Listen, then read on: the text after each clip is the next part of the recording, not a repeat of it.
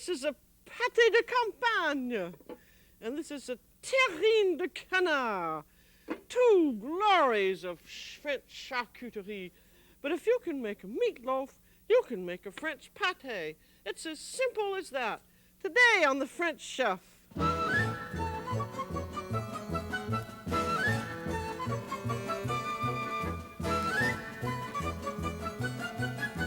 The French Chef is made possible by a grant from the Polaroid Corporation. Welcome to The French Chef. I'm Julia Child. Here are two marvelous creations. These are two French pâtés. This one is a pâté de campagne, which is made out of ground pork and liver and seasonings and all kinds of delicious things. And this one is a terrine de canard, a duck pâté. As you can see, this is the duck skin up here. And in it, there's a little truffle in there, there's some pork, and there's some duck meat in slices. And if you bake one of these concoctions in a dish, which is called a terrine in French, it's called a terrine. And if you unmold it like this one, it's usually called a pâté. But they're somewhat interchangeable. And if you happen to do it in a crust, it would be called a pâté en croûte. But they're all very much the same mixture. And as I said at the beginning, if you can make a meatloaf, you can make one of these marvelous things that have so many uses. They're wonderful on a picnic, and they're wonderful for a luncheon with a cold bottle of wine. And in this one, as you can see, that is duck skin, and this one here it's fat lining. And if you're going to bake one of these, you have to have a pan or a terrine or any kind of a dish that is lined with something. If you can get it, you want to have it fresh pork fat back. And that comes right from a pig. That's number 2 here on the chart, right on the back, right there. And I will show you a piece of fat back. It's right there, and you can see that just is fat, and it comes off the back. And if you can get it sliced like that, you can line your mold or terrine with it. But if you can't, do not despair, because there are other things, such as duck skin, and there is also, you can get fat from a pork loin roast and pat it together and make strips, or you can use blanched bacon that's been simmered in water. So you can always line it with something. And the traditional mixture for a pâté is ground pork and seasonings and pork fat, and then you add the additionals that give the pâté its name, such as rabbit, and that would be a pâté de lapin. Or you could have strips of veal and ham, and that would be a pâté de porc et de jambon. Or you can have liver, which we're going to have, which turns it into a pâté de campagne.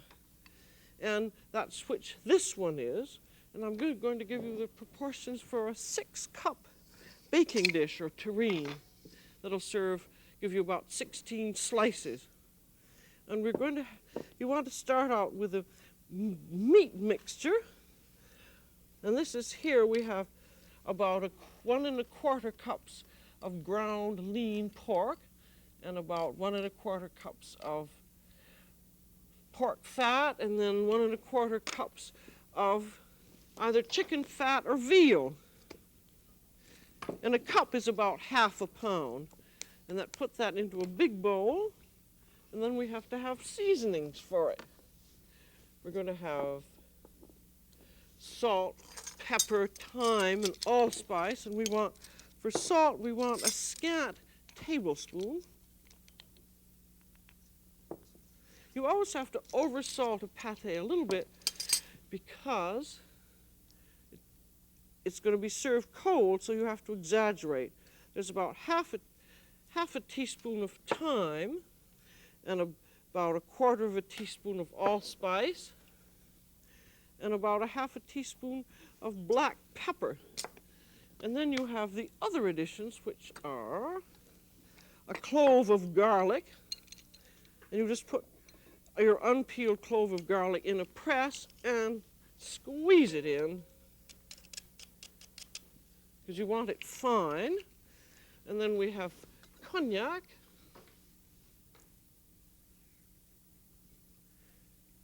and you want about a quarter of a cup of cognac. That's what gives it a good French taste. And 2 eggs. Now the meat mixture in that was equal amounts of pork fat, lean pork, and raw chicken meat. And now you want to beat her all up.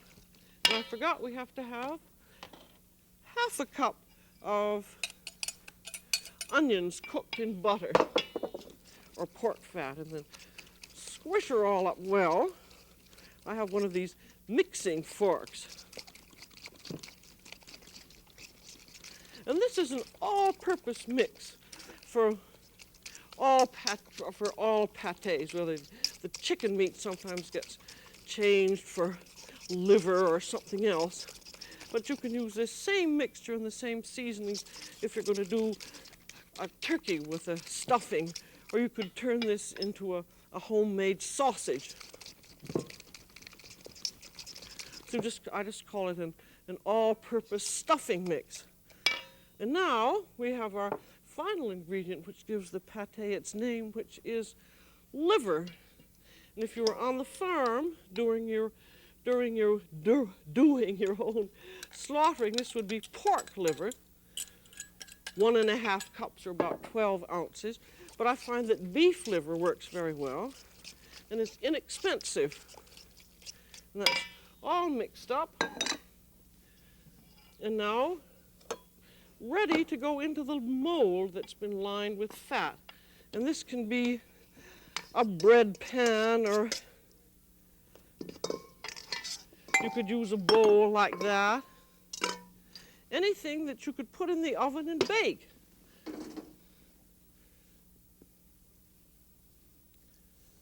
I could have had a little bit more. This is a little larger bread pan. And we have to have a piece of fat that goes on the top.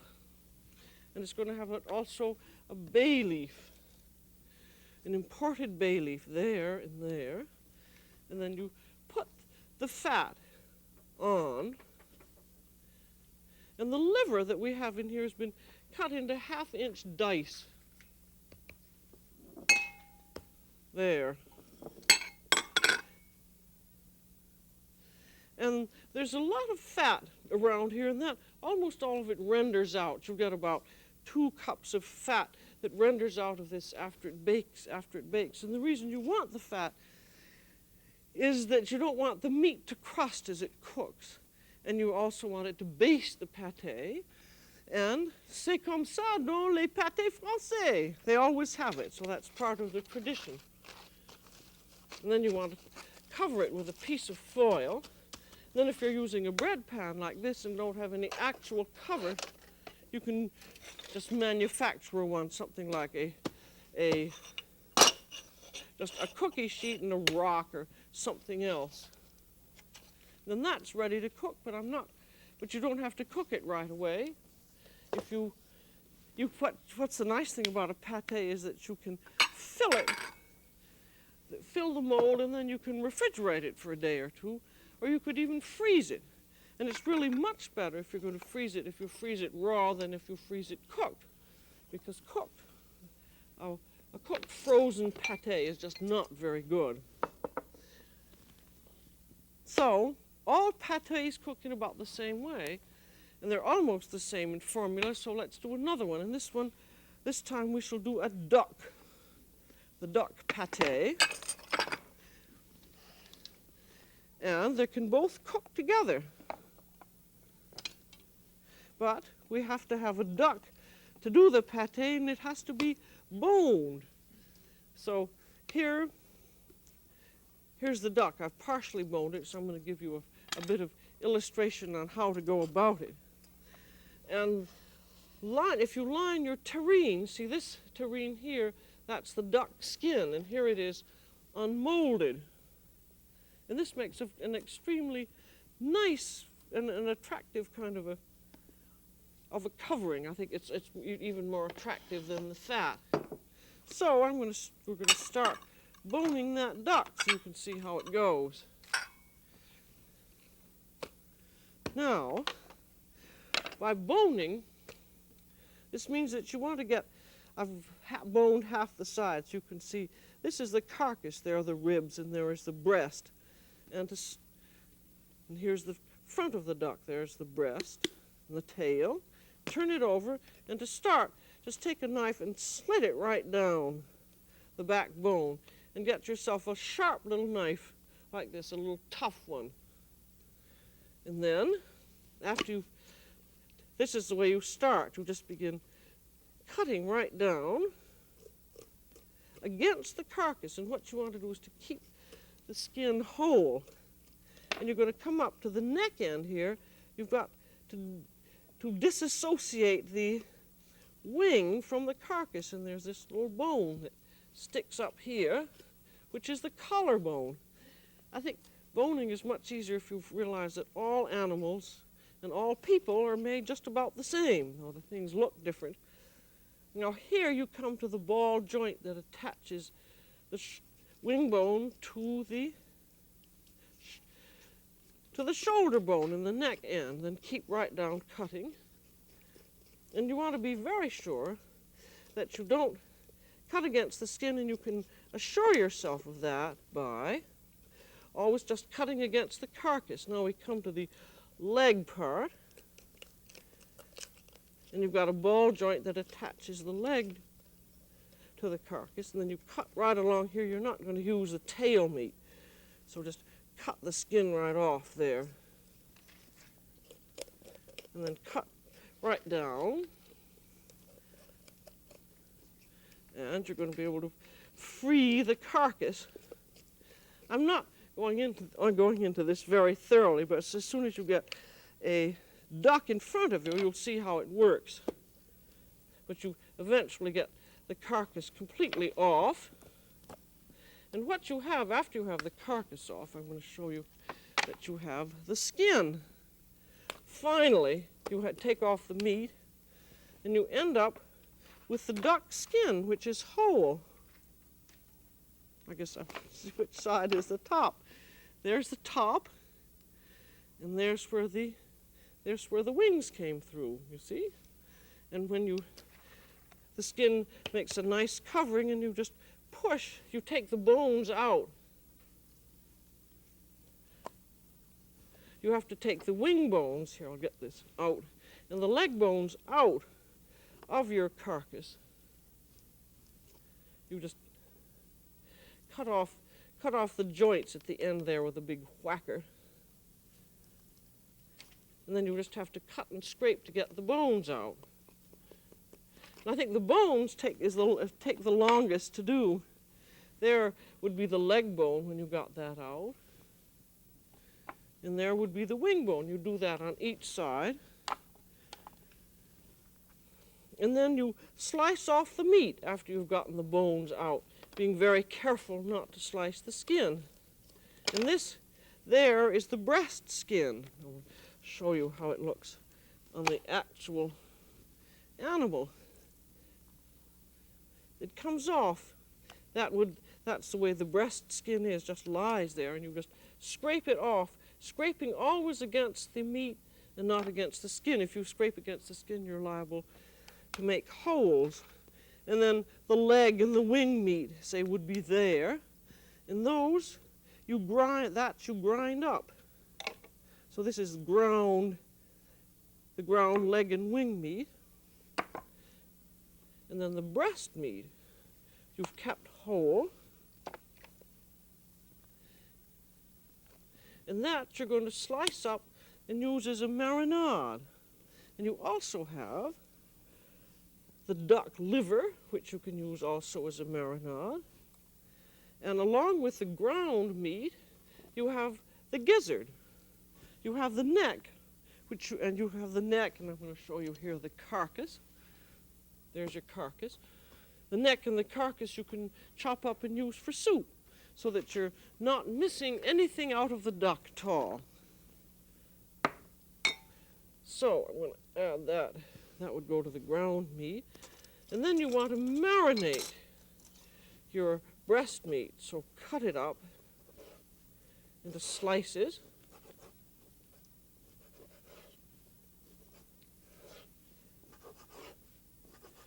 And these are long strips, which are going to make the decoration in the pate. And there's the liver. And then you want to marinate that. There's a teaspoon of shallots in there. And then you want to have a little cognac, or you could use port wine, and some salt and pepper, which I must have somewhere. There's a little salt. And we'll put a little bit of pepper in here. And if you'd like to, truffles. That's a truffle. They're known as black gold. You want to dice up the truffles, if you want to use them, into about 3/16 inch pieces. So I'll dice that up.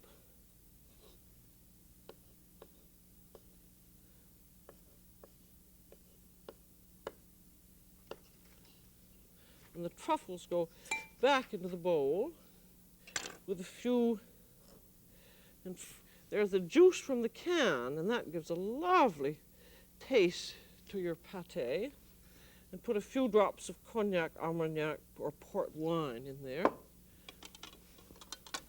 And let the duck meat sit for overnight, or at least for 20 to 30 minutes while you're doing the rest of your pate. Now we have, I'll remind you again, we've got the duck skin, and we're going to line this terrine with the duck skin, so you can see why you wanted to do it with no holes.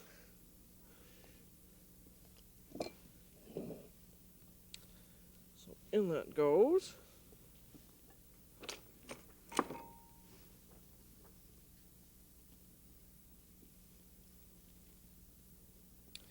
And then we have the meat mixture, which is exactly the same for this as it was for the pâté de campagne, the basic mixture, except rather than chicken meat, it has the duck meat, the ground up duck meat, stirred into it, but it has all the same seasonings. And beat that all up. And then you have to taste this, and it's very important that you do. So take a little spoonful of it and saute it slowly until it's cooked through, and then taste it. And if it needs any more seasoning, add that to it. And get it good and beaten up. And then you're ready to fill the mold.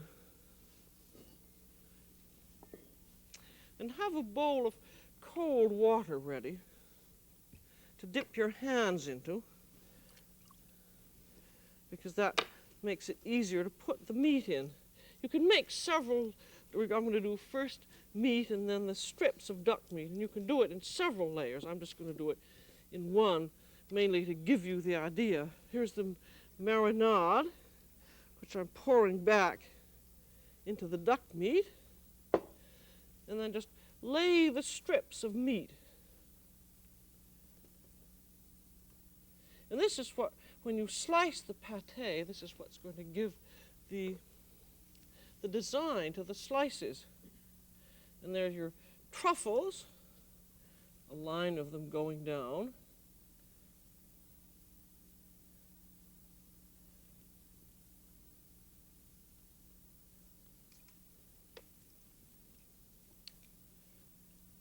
And there's duck meat. I didn't do this as neatly as I could have, but I'm just trying to give you a quick rundown of how to do these things. And there is some of the liver. You can cover the truffles with the liver. I'll put a few more truffles on there. but you get the general idea. And then put on another layer, dipping your hands in cold water, of your magic meat mix. This is about an 8-cup terrine, and if you end up with quite a bit, I'm going to end up with about a good, say, a cup or so of meat left over, which is very nice because I can freeze it, or you can turn it, or you can saute it like a very fancy hamburgers. And it's delicious. It's nice to have on hand. You could fill artichokes with it, for instance, if you had them. Now, you have that filled, and then you, again, take a bay leaf, and if you have an herb garden and you had some fresh thyme, you could lay a little branch of fresh thyme, which would be very nice. Then you fold the duck skin over, and if you've got, think you have too much, you can cut it off. But besides you'd think that that was enough, but you really should have a piece of fat on top of some type, because that's going to, because the duck skin, when it cooks, shrinks up a little bit, and then you would find that the meat was exposed. I have that rather full, which is all right because it sinks down with so much of the fat that cooks out. It sinks down as it cooks. And we again have foil on top. And the top. And this is now going to go into the oven. It's going to cook at 350 degrees in a pan of water. And it will take this size of terrine, which is rather fat, takes about 2 hours to cook, and it's done when it has begun to shrink up from the pan a little bit. And also, if you press down on it, the juices are clear yellow rather than slightly rosy colored. And let's pretend now that this has been in here for 2 hours and it's all done. And the thermometer reading, if you wanted to take that, was at 165 about. It's done. So now you have to let it cool.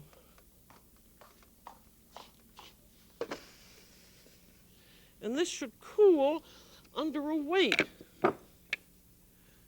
You take the top off, then you have something that'll fit right in. This would have sunk down quite a bit. You put a weight, this happens to be a board that my husband made that just fit the terrine, and then put on a weight like some cans of soup or something like that. And the reason you do that is that you have to press the meat down, because as it cooks it is swollen up a little bit, and you could have holes in the center, but by pressing it down, this is almost a 5-pound weight. That presses it down so that when you slice it, the slices hold together. And then you let it cool at room temperature until it's cool, and then you just put it right in the refrigerator and let it chill. And it should chill at least overnight. And I think you'll find that it has a much better taste if you cook it about 2 or 3 days before you serve it, because it somehow, like so many things, it sort of ages and picks up flavor, and all of the herbs and the wine seem to give it a lovely taste. You'll find also that there'll be a lot of fat that escapes down into your pan, and you'll be surprised at how much there is. Now I'm going to show you. You can serve it just as it is from its terrine, or you can unmold it. And here's a pate de campagne. And if you want to unmold it, you put it over heat just until it begins to loosen. And then you turn it upside down over a board. Has come out. I actually cheated on this. I unmolded it first. But what you'll find when you unmold is there's some absolutely delicious jellied juices that are in it, which you scrape all off, and save, and they're simply delicious. But what you should do also, if you want to keep it, and even for, say, 10 days and put it back in its terrine, you scrape off all the extra juices and fat, and you wipe the top off, and then there are always little congealed bits of cooking, and you scrape them all off, and you can do the same thing with the duck. And then you can put it back into its terrine with the duck. I put it back into its terrine upside down, and then you pour on some melted fat. But you want, if you're going to keep it for quite a while, you want to get those lovely juices off, because they are the things that could spoil. While a terrine that's been cooked and cleaned off, you can keep, it'll keep a good 10 days. I want you to see now, we're having a little French luncheon. And here I'm going to slice off part of the pate. This is the pate de campagne. Usually slice off the first slice and put it aside, and then just cut down.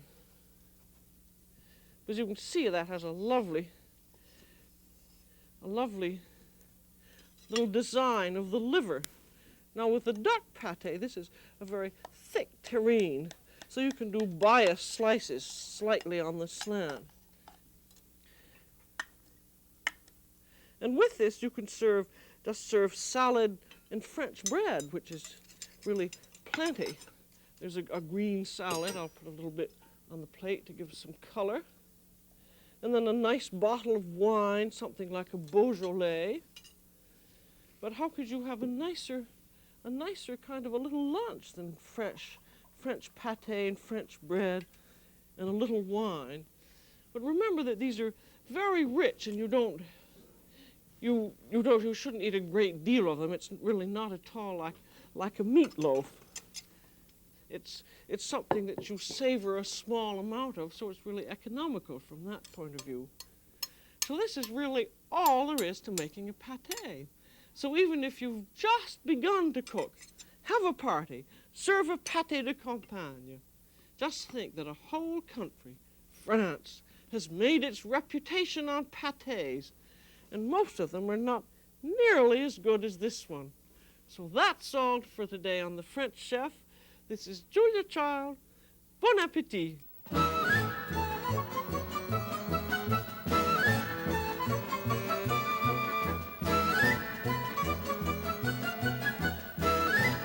This program was made possible by a grant from Polaroid Corporation.